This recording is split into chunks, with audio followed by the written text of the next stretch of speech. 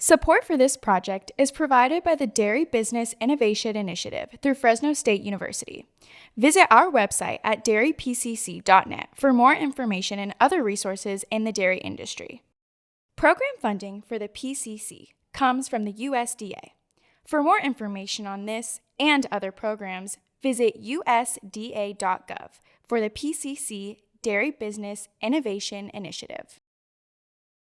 Support for this podcast comes from the Department of Agricultural Education and Communication at Cal Poly. Visit aged.calpoly.edu to view our majors and support our programs. That's aged.calpoly.edu for the Department of Agricultural Education and Communication at Cal Poly.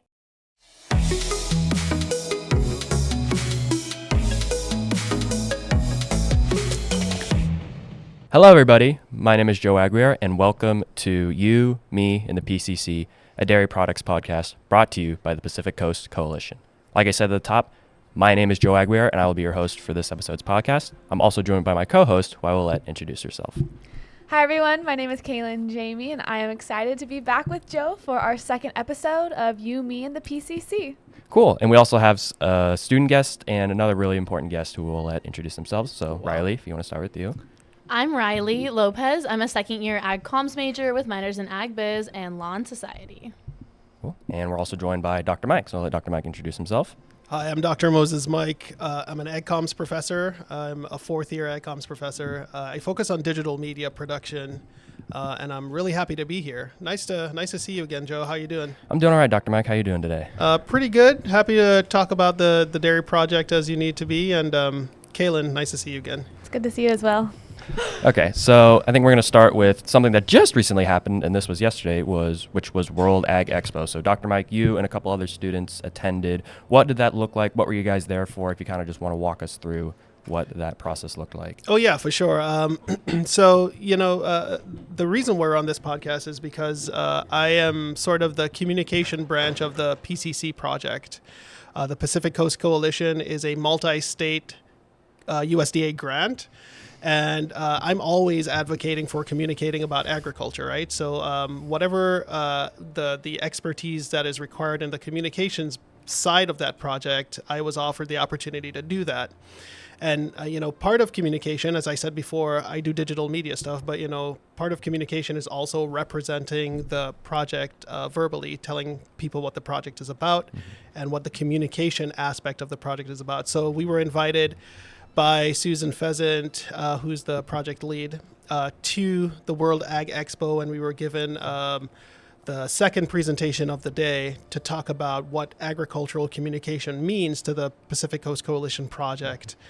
And I took two of the students that are represented on the project, Andrew Angulo, who went to the Humboldt trip, and Bella Anushian, who went to the Oregon trip. And of course, Riley will tell you about the Oregon trip because she was also there.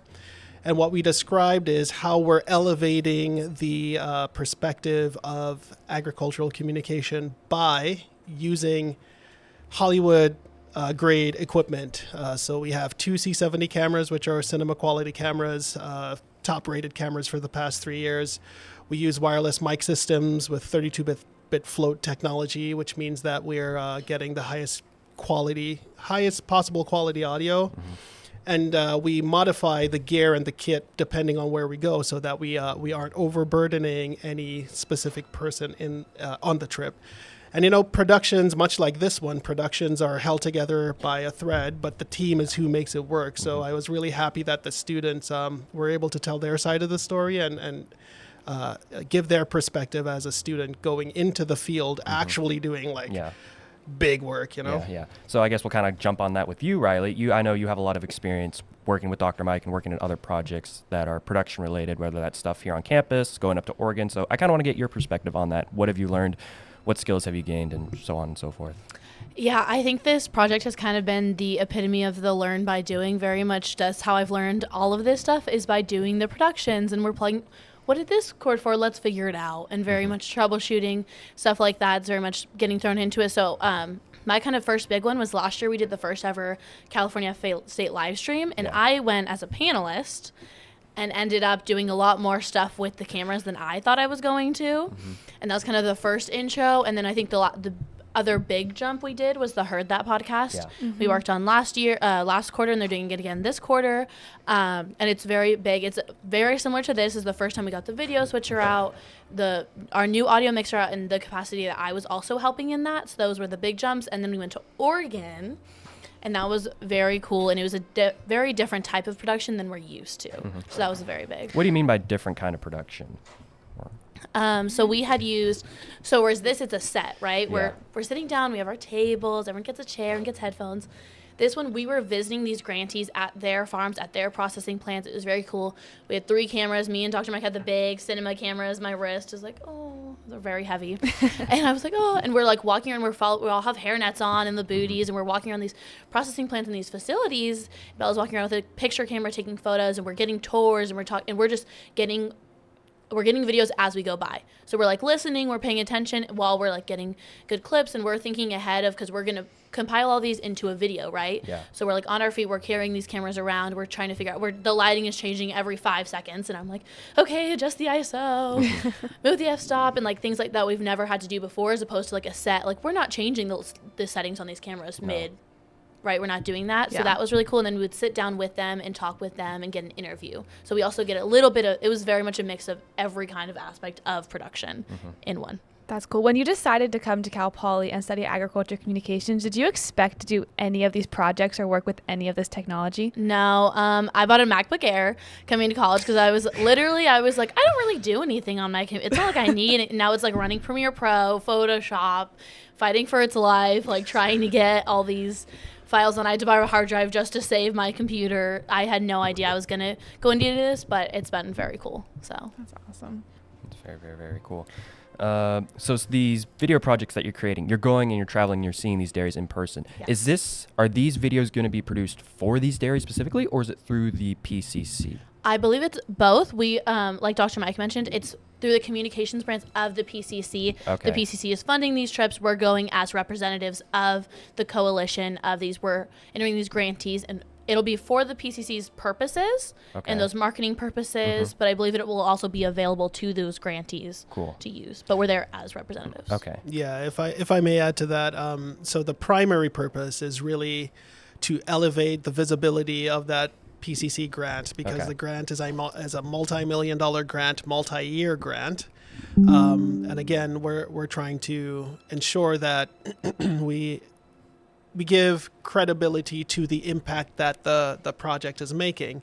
And not everyone has the same story, because there are dairies without processing branches, there are processors without dairies, there are both on the same piece of property.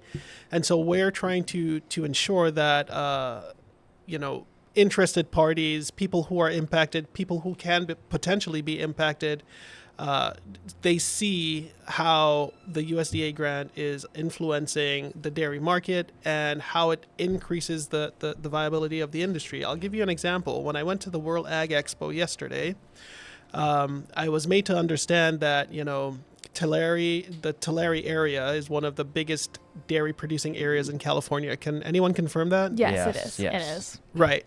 I didn't know that. And then within that, the dairy industry itself is like a $500 billion industry. Something Huge. ridiculous. Massive. Huge, Yeah. yeah. And California is the biggest producer it's number of one. milk in the country. So I think being on this project and then amplifying what the dairy industry has to offer the economy, the country, I think it's really critical that we position ourselves to tell the best possible stories and then highlight this particular branch of agriculture so that people understand what happens when, producers are out there doing their thing.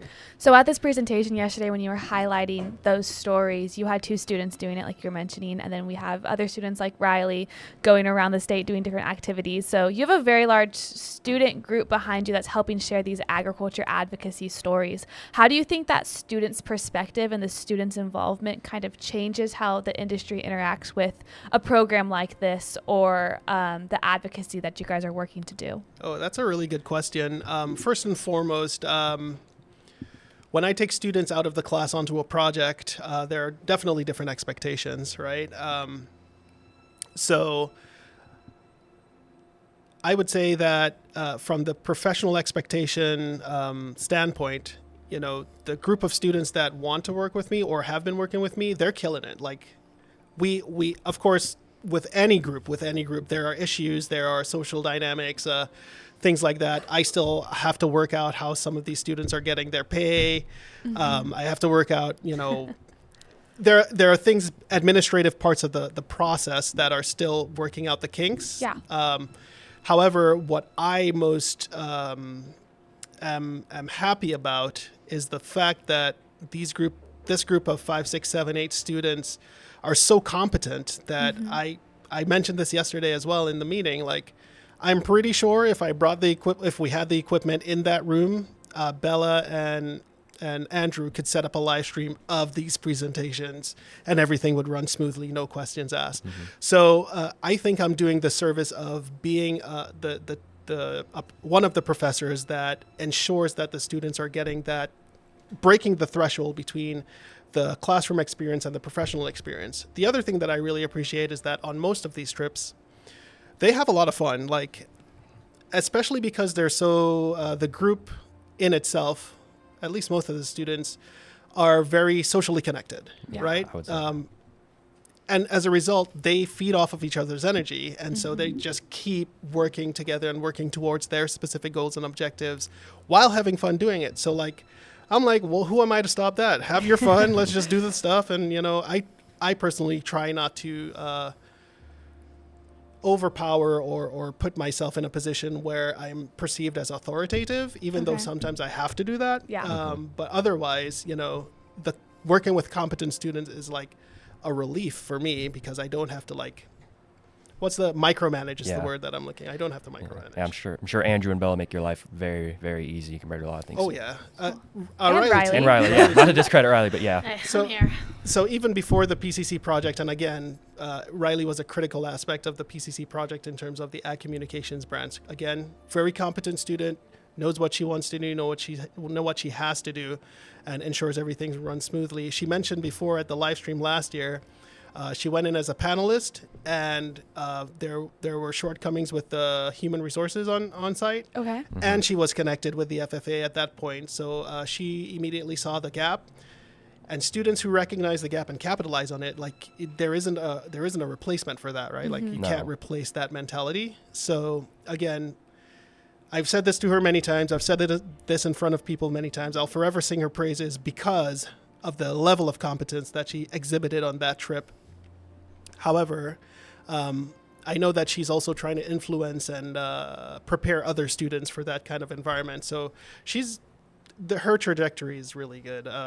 But anyways, I'll stop there for right now. Riley, do you think you want to continue along this path in terms of this style of agriculture communications? You know, I didn't think so. I think I've become very deeply ingrained than I ever thought I would. So I don't know if I'll ever be able to move completely out of it. It was definitely nothing I ever thought I would do or ever thought I wanted to do. Yeah, no. And I think, but I'm also not very, like, print journalism. Like, that's not my thing. So I think I'll either go, if I'm in hardcore communications, it'll be in this aspect, or it'll be more advocacy policy, which will probably still Work hand in hand at some point. Bring some of these skills together. Yeah. And I think just kind of capitalizing on what you said, Riley, about kind of coming into this degree and not knowing, either A, not knowing what to expect, and B, not knowing what you were going to do with this degree. I certainly felt that way coming in. I don't know if you two can attest to that. I agree. And I think because the industry that we're wanting to be involved in is constantly changing. Yes. I mean, we could even talk about, okay, Dr. Mike attended the World Ag Expo, and that's all about futuristic and sustainable and very the turn of the century production and technology. We're kind of on that side for the communications aspect. There's no big, like, expo for it, but we're kind of starting and figuring out how to tie in those policy, printing, publications, communications aspects for the industry. And it's important you mentioned that too, because again, on this PCC project, we're focusing on digital communication. Yeah. But, you know, Undersecretary Muffet, she's a big advocate for the project, and she has released many press releases advocating for the process as well. So there is a mechanism of policy communication in there. There is an element of news release writing. There's an element of various forms of communication that everyone could get into. Yeah, I'll stop. No, you're good. I'm just saying it's Yeah. the students now who have grown up with it or who have been educated with it for so long that it's kind of just our second language or our second nature to be able to implement it so easily. So as this generation gets into the workforce, I think it's going to be exciting to see how that communications kind of changes a little bit and adapts. Yeah. What's your favorite form of communication? I like hard copy stuff. I love listening to things. Like I think I've loved learning this podcast aspect of it, kind of like Riley was mentioning. I never expected to do something like this, but at the end of the day, I love like reading it in my hands. I think everything on technology is amazing, but there's just something about like going back to the roots and just Can't replace that, huh? sitting down with a hard copy of something. There's just something so special about it. No, I would definitely agree.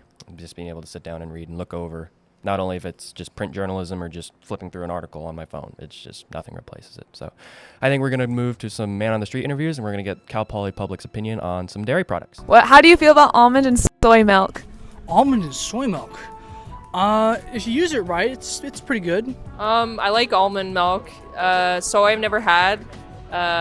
Almond I only had a little bit. I usually go towards classic though. I've never had soy milk, Okay. and I'm not a fan of almond beverage, whatever you want. Yeah. Not a fan. Almond beverage. Yeah. I like that. Do you prefer almond and soy milks or dairy milk? Almond and soy milk. Why? I mean, it just tastes better. I just grew out of dairy milk at a young age. Do you prefer it over dairy? No. Almond and soy milk is good for like lattes and like smoothies, but I don't think it's good for like cooking, like baking, Okay. or like cream and like eggs. Like no. Not it. Do you think like almond and soy milk is weird? Not weird, just not my preference. Do you like almond or soy milk? Dairy? Yeah. What? We got a nice little clip from Ziva, the Bray office dog over there, so it's cool to end on Bray that. mascot? Yep, Bray mascot, yep. She is well loved over Oh, there. yeah. Oh, yeah. So, yeah, I think we're going to move in we were kind of talking about the tail end there, just communication in general, kind of coming off our World Ag Expo points. Now I kind of want to talk about visual storytelling. And starting with you, Dr. Mike, how have you used or taught visual storytelling in the classroom? What have been your methods? What have been your ways? Or have you had to adapt since coming to Cal Poly as a professor? Adapting, no. I think the foundations of visual storytelling will remain the same throughout the experience, right? It's adjusted to accommodate the student learning experience because the expectation is at the student level, or I'm still learning how to adjust my expectations for that at the student level. Visual storytelling, especially in the agricultural industry, is so powerful. I feel like the agricultural industry is one of the very few industries that you can capture all the colors throughout the spectrum of colors without leaving the industry, right? Yeah. If you think of a color, you could probably adapt that color to a specific setting. So I'm going to give you that challenge. Think of a color that's sort of, what's a fall color related to agriculture? I guess, Orange. yeah, I would say orange. Orange, and oranges grow on trees, right? Yeah. I was even thinking like Pumpkins. the sunrise or Yeah. sunset because of the hours Yeah. that the agriculturalists have to work. It's like most people don't see that color orange. And you're visualizing that in your mind. So if you were to say that out loud to an audience, they can visualize that as Yeah. well. But we could also, as digital media communicators or as visual communicators, we could also help the audience achieve the objective of understanding the hours that farmers work by presenting that visual, right? Yeah. And so when I go on location to shoot, like for example, when we went on the trip to the PCC, we had early days, we had very, very late days. Yeah. We had very, very long days, of course. Yes. Yep. And I say that to say we had the opportunity to capture landscape at golden hour morning and golden hour evening. Yeah. We had the opportunity to capture animals in barns, which is a different color setting than animals in the field. We had the opportunity to capture visuals of very, very vast backdrops with nice pine trees. I'm not sure if they are pine trees, but with nice trees. We did inside the areas of sort of like I don't want to call them scientific areas. What are they called? Like milking parlors? Production areas. Production, yeah. Production areas, which were very sanitary and sterile, and then we were in mud sometimes. So we get the whites of the inside of the milking parlors, we get the browns of the mud outside, we get the colors of the animals, we get the colors of the cows, we get the colors of the milk. And I'm not sure when you really get into visual storytelling, you could recognize that milk white is much different from pure white, which is much Very different different. from chalk white. Yep. And so when you are able to express those colors to an audience that probably knows very little or nothing at all about the industry and about what the PCC project does, it's really it makes me happy to know that people are learning from something that I've produced based on the agricultural industry and the PCC project. So we keep referring back to the PCC as we're looking at these visual communication aspects that we're trying to incorporate. What are we trying to focus on for the PCC project in particular? Is there a certain story that you want people to learn as they watch these different artistic elements, or is it just kind of an overall summary? Great question. So my directive on the project is to ensure that when we highlight a specific processor or producer, that we show the impact that the project is making for them, and then the impact that the producer / processor is making on the industry. So I'll give you an example. There's this really bougie brand. I mean, I could call their brand because they're on the project. There's a really bougie brand called Ruby Jewel. Ruby Jewel. Yeah. And, we went to their processing. They don't own a dairy, as far as I remember, but they do specifically processing and specifically high-end ice cream sandwiches. Oh, wow. Okay. So when you go to a location like that, you have to extract, by asking the right questions, you have to extract the information that relates to how the PCC is impacting their business. And it just so happens that Ruby Jewel applied for a grant that allowed them to get bigger tanks. So they have bigger tanks, and then they have higher capacity pumps. And so with that, they're able to increase their productivity and improve the workflow of what they're doing now. So that's one of the grants that they applied for. They got it, so they're implementing those those equipment into their business. They have applied and have been approved for a second aspect of the grant that relates to new packaging system. So they have a single serve ice cream sandwich, and I imagine that we can put some visuals up on this when we can. They have a single serve ice cream sandwich, but it's like 500 calories. It's a bigger sandwich. It's very luxurious. You want to explain? Did you try it, Riley? Yeah, they were. It was so good. This trip was great. We had ice cream for breakfast like 3 times. Oh yeah. To put into perspective, their signature flavor was a lemon cookie with a lavender ice cream. Oh, right? Wow. Like it was like bougie, these are like elegant. artisanal. This isn't just like Yeah. a boozy sandwich. It's a boozy ingredients and flavors. Yeah. Okay. Yes. Okay. Like the whole thing, and it's like this big. Like I was like, oh my god, so good. Like all I wanted was like that piece. Like we talk about Madonna cakes. Yes. Yep. That's what it was like. I was like, I'm obsessed. I love it, but I only want a little bit of it. It was right the now. Madonna Yeah, cakes the and Madonna ice cream It's the Madonna sandwiches. cakes of ice cream. Yeah. We have to put everything into slow perspectives. So it was really good, and she like bring it out, and we had like every flavor, and we're like moving around. We tried every flavor, and I was like, these are so good. That's I amazing. want like this What one. was your Yeah, favorite serving flavor? I size. have to know. I know these sound also so. They sound Probably the crazy. lavender and lemon. Like I didn't think I'm not like a bougie like fancy flavor girl. It was so good. Wow. Like I did not expect to like it, but it was Yeah. so good. Their classic flavors are really good, but I bring that up to say, in their application for the packaging item was related to, okay, someone may not want to eat all of this, so we're going to create a smaller version of that packaging so that people can have like a quarter Individual sizes. Yeah, smaller. Well, I mean, the packaging now offers individual size. Like you can eat the cookie now, but just a smaller serving size, so that people who want to indulge don't have to indulge in the entire cookie, which makes sense because we're a very health conscious society, especially at higher levels of price points. Yeah. If you are able to afford a healthier eating lifestyle, you will pay for a luxury item that satisfies those items for you. Yeah. Were you guys able to see them not cooking, producing these products? Yeah. Were you able to go in and capture So content? that from was there? the cool thing is we got literally every place we went to for the most part. Like if it was on site, we were in their processing. I think we put on 15 hairnets.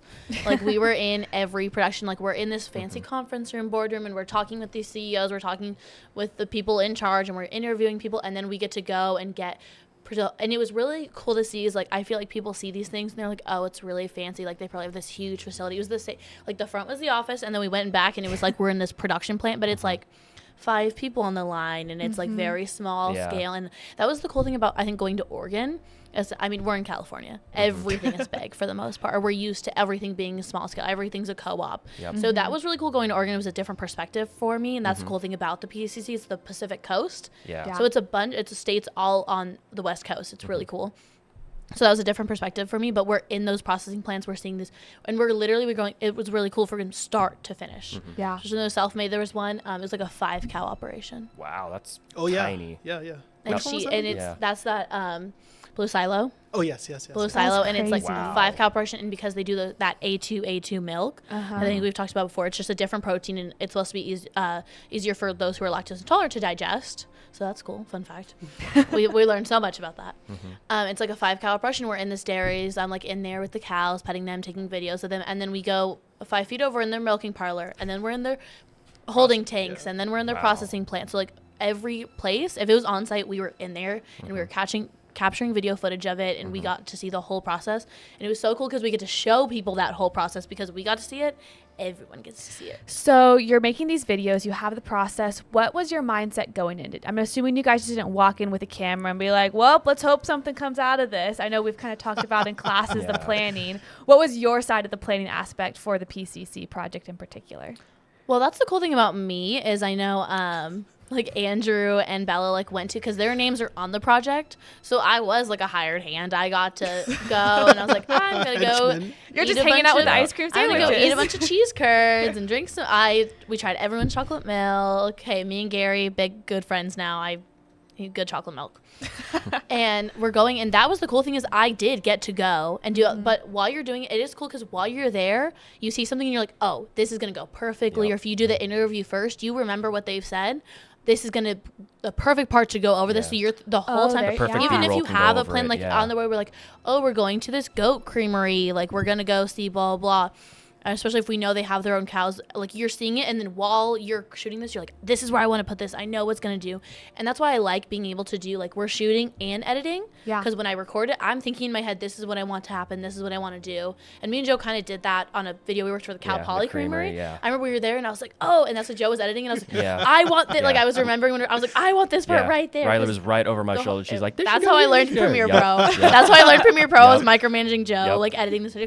Because while you're producing it, you're getting these ideas. You're getting these visions of how you want to tell the story and how you want to best exemplify what they're doing and tell their whole story. Even when we were talking about the colors, it's like I had a picture that I wanted to do for a future commercial or something. You just get the ideas flowing. And we've been going with the taught to keep just thinking and imagining and figuring it out. And so that's how I do things. Even if you go in with a plan, I like on the spot, I'm like, this is what I want to do. Like I'm inspired by it. I'm like, yes. Do you enjoy doing the interviews first and then the B-roll? Do you like seeing the production and asking the questions towards it? I think, it depends because sometimes we did it in reverse order and I feel like every time it kind of, but for the most part we would go through and then interview. Okay. And I liked that too because then I would see something and I knew what to ask, or if I knew, okay, I want them explaining what this is or what this means. And a lot of time we in our interview, like a lot of times there's specific equipment they bought. Like they bought a new holding tank, they bought a bigger holding tank.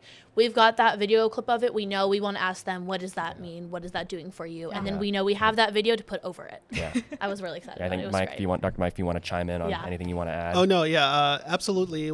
Everything Riley's saying is true. You could, Mike Tyson said something. Everyone has a plan till they get punched in the face, punch in the mouth. So we do have, especially with working with a project like the PCC, DBII, we do have on-site protocols. So the first thing that you would want to do is to make sure you introduce yourself to the client or the person that you're going there to film. Ask about their protocols first. Like, do you have any restrictions on where we can shoot or anything like that? Quite usually, they will offer a small tour. Quite usually. And then from there, you explain to them your process. I especially like to do interview first because that gives context. Yeah. Okay. And then B-roll after. And quite often, the interview guides what you're going to show, as Riley was saying Yeah. Okay. before. And then from there, you could create the narrative that you want to create beyond the interview and the B-roll that you have there. That's on the front-facing end. On the production end, because you know, if you're doing video on site, you're also doing a production end. You have a production end. Yeah. Working with a competent team is really, really important.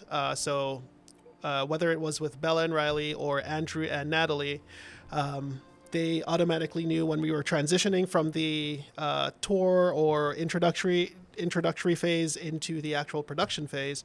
It was like, boom, we got to get the tripods out, we got to get the mics out, set up the cameras, position them, find a background that works for us, make sure that we can isolate the area, have as much control as possible. So for example, when we went to what's the vodka creamery? Oh, TMK Distillery. TMK Alcohol. Distillery. We could talk about that. Yeah, you wore please that do. sweatshirt. Yeah. We were big fans of them. Yeah. They make vodka from whey because anything that has sugar in it, you can distill it, make alcohol. Yeah. So Ferment they it, yeah. they distill the whey yeah. from the milk because that's a big waste product of a lot of dairies. They don't know what to do with it. It's just there. They distill it and they make vodka. And you know, I didn't try it. Some people did though. They might have an opinion on it. I've heard it's very good. And it was really cool, and it was like that, and that they've like made it their whole brand. So it's TMK Distillery, right? Okay. But the cow on the sweatshirt, Yeah. right? Oh, how interesting. So it's really, it always gets questioned. I wore it. Yeah. Dr. Yeah. Swan was like, what? And he couldn't figure it out. I was like, oh my God. Like, I was excited to promote this because I was like, this is so cool. But they also make these super, like, they won these big awards for their cheese curds that were so good. Wow. And like, they also do milk, and they form their whole brand about this. I mean, we're AdComs. We talk about branding all the time and how important that is. They call it cow alcohol. They have cow celebrities. Oh, like, they have a whole thing, and they know what Yeah, they're they have a doing, and they're vibe. working Yeah. towards it. Were They there got any, marketing yeah. down. Yes. Were there any other dairies that kind of had unique products like that Well, you guys saw? Before you go on, I just wanted to Yeah. finish the idea Yeah. on the production end. Yeah. When we went to that specific processor, you know, there was a lot of things happening around. So we had to ask them, hey, is there a room that, you know, that wouldn't be disturbed or anything like that? Yeah. They shut the front door down, the front store. They were like, all right, we're going to prevent people from coming in. You can do it right here or whatever. And so I keep telling my AdCom students specifically, like, you know, when you're on location, when you're on the production end, you have the power because they have already invited you to the location. So take space. Don't be afraid to ask for things that you need and things like that. So back to Joe's question, you asked. Are there? I know, kind of Riley brought up the distillery. Were there any other dairies that were kind of creating unique products like that you guys saw? Unique products. Well, we went to, that's the cool thing about PCC, I think, is overall dairy. Yeah. And I know we talked about like what do you prefer, almond or milk? Yeah. We went to, the first place we went to was the second place we hit. We went to a lot of places on the strip. First How day, many second places place did we you went go to. to? Oh, Yeah. God. 10. 10 10 in over how 4 many days? days? 4 days? Wow. 10 over 4 days. And we were talking about like 3-hour Yeah, visits. and Yeah. filming. They, and like, setting we were up and at every production. place. You for were a long efficient. time. Oh yeah, Yeah, we got it were. down. Wow. Those poor batteries, those poor cameras, were they were going tired. through it. Yeah. Me and Bella are like delirious in the car every time. Yep.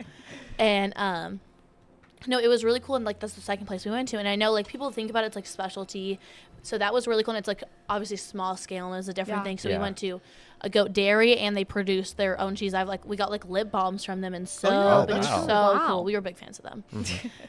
We made a lot of friends on this trip. And then we go and we get to this goat creamery. It was I couldn't tell you what it was called, but it was Portland Creamery. Yeah. And they buy the raw milk and they Okay. produce it. So we got to see different aspects of producers and processors. Producers and processors versus just processors or just the marketing people. So that was really cool too, but a lot of like alternative milks, but still dairy products, those goats milks, those sheep creamers. We got to visit a couple of those. That was really Wow. cool. And then the alcohol really stood out. And then Yeah. everyone has flavored milks. I mean, we have Rosa Brothers here that I Yeah. think we're all used to. They had a lot of those. We got Okay. eggnog milk. I love eggnog. Bella was not a fan, but I loved it.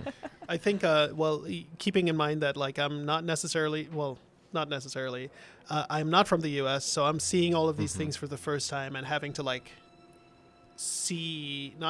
but processing all of these site visits. It was really cool and crazy to see size scale products from that perspective. And I feel like that's why I enjoy working on the PCC a lot, because it opens opportunities, not only for myself, it gives me the opportunities to extend the invitations to students as well. One of the things that stood out to me was sort of the family vibes. Like a lot of smaller processors had a family vibe going. So like Foggy Bottoms. Foggy Bottoms is a pair of partners in the north of California. They have a whole thing going on with their family and their son, helping on the creamery side of things. The Portland Creamery as well. Just almost every single one is a family or husband and wife or something like that. I don't want to call them old people, but like really cute older people. They're charming. Not Portland Creamery, but the Frege Creamery.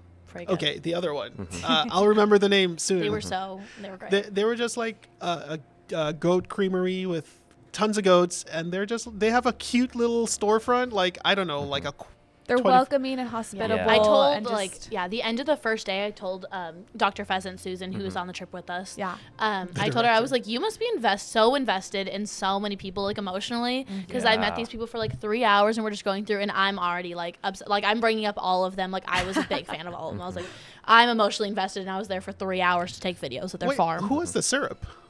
Oh, that was Portland Creamery. Portland Creamery, okay. So yeah, they had syrup, but that was like different. And it like they like paired it with their bougie goat cheese. Like it was really, and it was fun. That's cool. That's really, really cool. I think that's a really cool point. You guys are able to talk about that. I think we're gonna move to our second man on the street. There may not be a second there may not be one. So I think we're gonna move into our next point, kind of building on top of what we've already been talking about. So kind of now just more general working with people and kind of more general communication skills. How have you guys been able to work with the PCC? What does that communication look like? Is it directly relayed? Who is it relayed from, and how is that working?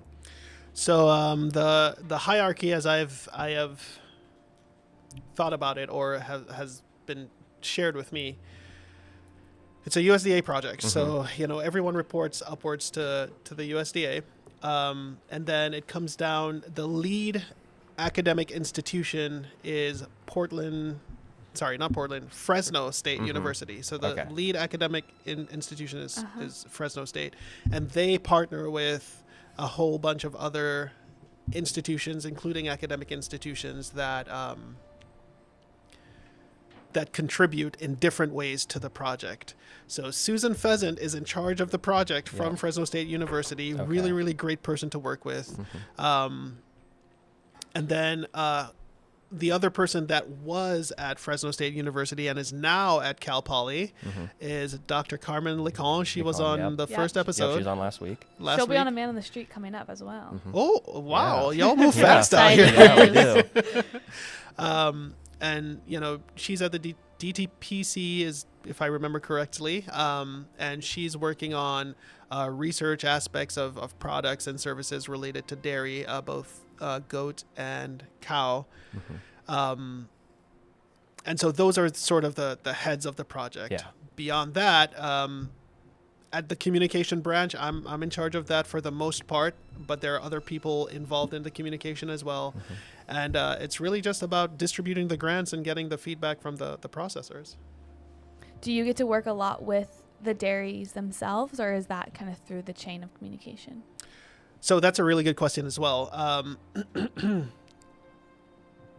Susan, when my understanding is when processors send their application into the PCC system to be evaluated, they work with Susan directly. So they have a rapport with Susan. So they know her. And the first interaction with the creameries, Susan is sort of that front line. So she introduces, like via email or whatever, introduces us. And then if there is the potential for me to ask for more or want more material or even a product sample, I can reach out and then, CC Susan in there. I guess kind of looking at you, Riley, how has the communication been from a student's perspective, working with Dr. Mike and working with some of these other people? How has that been for you? I think it was cool, especially for me. Like, I mean, we talked about like who's getting paid. Like the names on the project are Andrew and Bella, and that's the cool thing is like we have like kind of a team who does all of these. It's like Andrew and Bella and me and Melissa. So then like it's very much us communicating, and like the Wooey Fire Institute, the other podcast we're doing within this class is I'm working on their communications part. So we're like, oh, we'll put Andrew and Bella's names on this project and my name on this project, and we're all gonna help each other with everything because we all need help with everything. Yeah. So that's been really cool too, is I get to kind of sit back on this part, and then on the fire when I'm doing the administrative stuff, and then when we need help with each other, we all jump in. So I haven't had to do a ton of communication. It's very much I show up and I do what I need to do. Hand me a camera, I'm going to record. Or eat the ice cream. Yeah. Or, hey, eat the ice cream. Yeah. I'll always be down for that. It's a social understanding between a bigger group of Andrew. individuals. It's who's responsible, for the responsible. communication and leading the production side of things. That's what it means to have your name on the project. Correct. And kind of being flexible and willing to pick it up where someone else may not be able to, and kind of working cohesively in order to see that project through. The team has roles, but the team supports the team at the end of the day. Man. And if there are any other students interested in, say, visiting a dairy, doing another project, we are doing huge things at this institution. We have this is the 4th statewide project that we have under our belts, and as gracious as the group with Riley, Bella, Andrew, even Natalie's in there, a couple others are in there. As gracious as they are, I do want to. We all agree that other students should get the opportunities to sort of enhance their skills and knowledge. So if you do want to, say, visit a dairy with us or visit another institution with us, talk to them, talk to me. Let's see how we can get you some experiences out there. I visited wineries, poultries, wine processing areas, which is different from a winery. We've done harvests. We've done, a whole host of things that are pretty cool in my opinion. Because when you go on these projects, yes, you may have, like you and Bella went on this particular project, but then there's also opportunities where there can be a whole team, like this podcast is. There is a whole group of like 15 people focused on it. So yes, there are opportunities where it's just 1 or 2 individuals where you're working those long hours a day and you're doing lots of different activities. But then there's also the opportunities where it takes a big production set and you get to learn multiple different aspects of it. And one thing that we're doing like that I'm really excited about is we talked about it earlier. Last year we did the first ever California FA live stream. Yeah. And again, we talked about like me and Andrew, we're working like 10 hours, but this year we're making it bigger, and that means we can take more students.